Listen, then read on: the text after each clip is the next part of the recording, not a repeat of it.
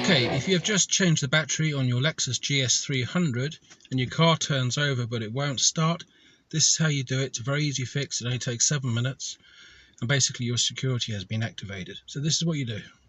Right, if everything's turning over on your car but it's just not starting, put your ignition key in and turn it 2 clicks so it goes to the on position there, which is basically, see, lock, ACC on start. You want it on the on bit. It's 2 clicks. When you do that,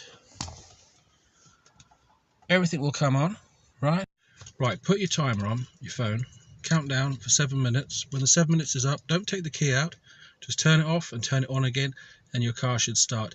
I've just tested this right now, that's why I'm making the video. It worked for me. It's just a security measure. Your immobilizer kicked in. 7 minutes. Then come back after 7 minutes, off, and it'll go.